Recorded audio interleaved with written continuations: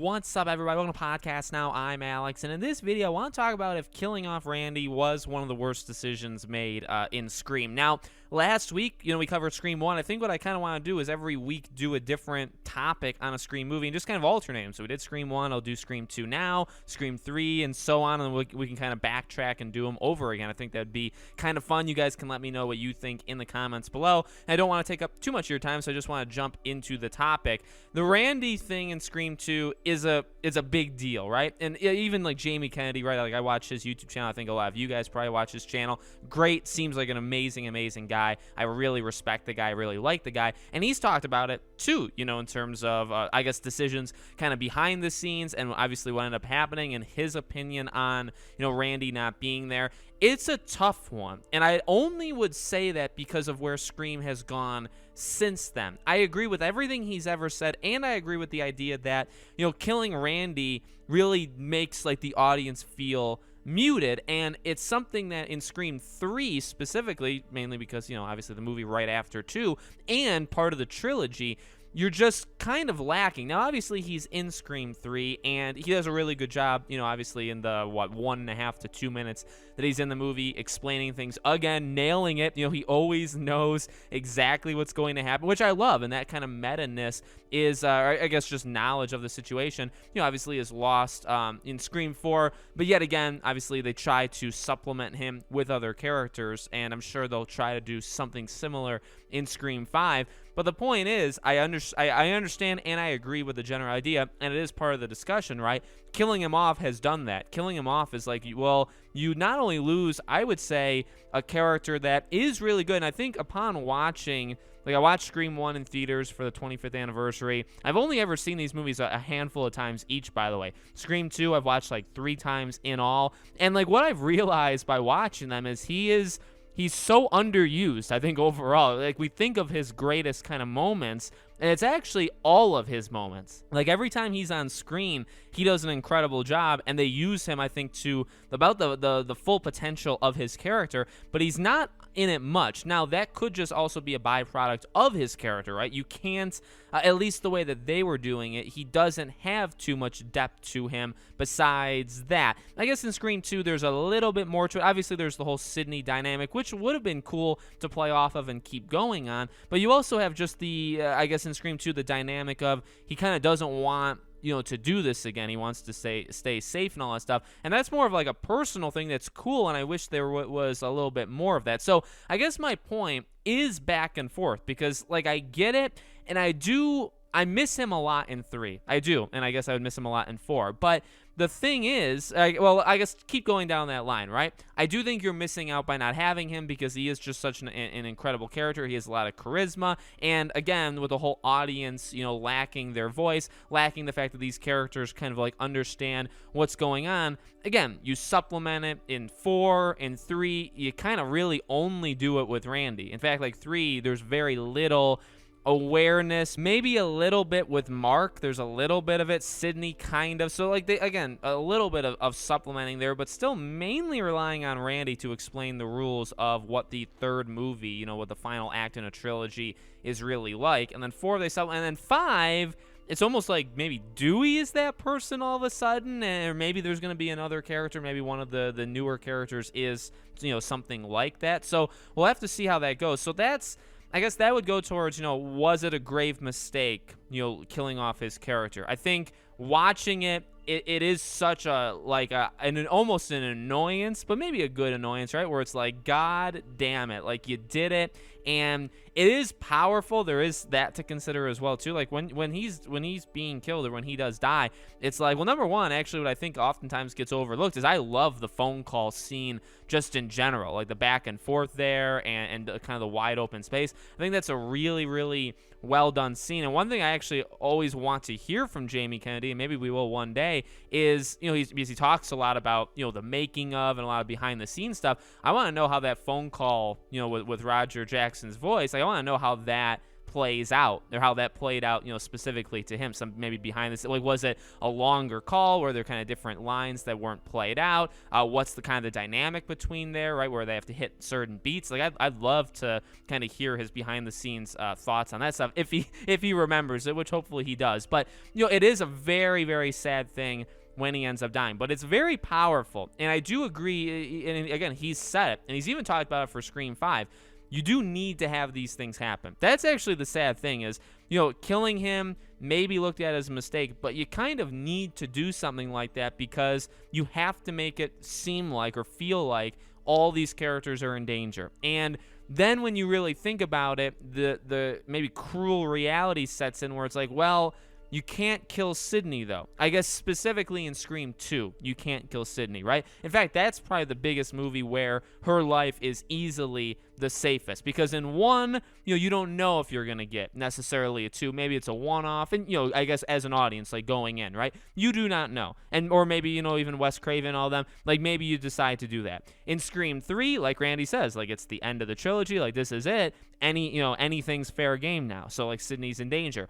4, it's the beginning of what was supposed to be a new trilogy, but it's all these years later. We're passing the torch to a younger crowd. Sydney may be in danger. So, you can't do that. And then for Courtney Cox, like, do you kill her? She was a really big star, specifically, in the late 90s, like at the main, I would say, height, right? So, like, can you do that? Could you kill Dewey? Dewey is that other character. So, really, it comes down to killing Randy or killing Dewey. And funny enough, like in Scream 2, they kind of try to do both, letting us believe, again, that Dewey could have died, and this time doing it, I would say, a lot more, even like rewatching it's like Jesus, like they really went for it. And I think you probably believe he's more dead in 2, maybe even more than you think he's dead in 1, or at least in my opinion. So it's tough, I do think it hurts 3 specifically.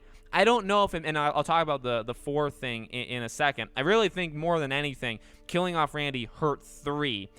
Just because I think you were missing that element big time from it. But again, who are you gotta take out one of the main, I would say, especially in a sequel where things are bigger, there's more stakes, things start to go a little bit different. You do have to take out one of the main, you know what I mean? And then one of the OGs, and there was only 4 of them in it. So obviously Randy got that, the short end of the stick. So the one thing I do want to say though is, and one thing I do think has been lost, even when Jamie Kennedy talks about it, just not like he doesn't, not like what he says is wrong, but just something I don't think that people really consider. The thing is, though, where these movies have gone since then, right? Killing off Randy, you could argue, it was a big deal or not, but the thing is, all these movies have moved in such a way, it's like, where would Randy actually fit in any of them? So, like, Scream 3, I do think it is probably the easiest to kind of throw him in there. You could really do him in the very, very similar situation as you did with Dewey, right? Where like Dewey's kind of like a consultant. He's on the set. You could, Randy could easily fill that role, or even do it, if he wanted to keep all of them alive. He and Dewey could easily have both done that role. So I think for 3 specifically, it would have been rather easy to get him into the base story. Sydney obviously kind of being off on her own, and then everybody else is kind of already there, some by like happenstance. I think Randy would have made a lot of sense. But the thing is, after 3, like going into 4 and then 5, just where these movies have gone and the problems they've had and how long it's taken to do this, doesn't make sense to have. It only would make sense for Randy to be in these movies if you had a very close relationship with Sydney, in my opinion. Or I don't even know if like being like a best friend with Dewey thing would be good enough. Maybe you could do that. I guess maybe to amend what I said 10 seconds ago, maybe like some major relationship thing between Randy and one, it's not going to be Gail. So let's just say either kind of like almost a brother kind of situation with Dewey, or a, boyfriend, girlfriend, and eventually more with Sydney. That's really the only way, in my opinion, that you could have gotten Randy in 4 and 5, because otherwise he's just detached. You know what I mean? Like, Gail is always kind of there. Like, she's trying to get the scoop. She always just seems to be there. Dewey, an officer of the law, right? He's always kind of there. And then Sydney, it always connects to her, so she's brought in whether she likes it or not. Randy's kind of just there because he's there. You know what I mean? He went to the same college, so like that, that obviously links up, and that's fine. But you know what I mean? When you get to 4 and you get to, 10, 11 years later, and then you get to 5, which is another 10 or 11, you know what I mean? Like, now you're saying 20 years after 2, so they're in college. Again, I guess you can take it to Scream 3, so a couple years later, they're on the set, they bond, whatever. That makes sense for Randy to be with it, but then why would he be in 4 or 5? You know what I mean? That's kind of the thing. So I guess my point is, I think ultimately I do think it was a bad call. I think that it really hurt 3. I don't necessarily think it did anything to like the final parts of 2. You know what I mean? After he was gone, I don't really think he would have made a drastic difference one way or the other. 3, I do think you really felt his absence, that there's just, and 3 is also just a very different kind of movie, so maybe that's unfair. And again, we'll talk about, a topic with 3 next week. But then 4 is like, it's just such a jump in time, and it again relates to Sydney and like her family, and she's coming back, so she's left, and it's like, well, where would Randy be? Would he be with her? Would he come back too? Like, why would he put himself in the line of danger, like, purposely? Like, why? So that's kind of the thing. I do get that it hurt Scream, I think, overall. I think his character has still stood the test of time. I think people really like him. I think people really like Jamie Kennedy. And I think the possibility for, like, flashbacks is definitely possible in 5 and even future. Like, I think there's still more you can do just by kind of like a wink, wink, nod to Randy's character. I think you can do that.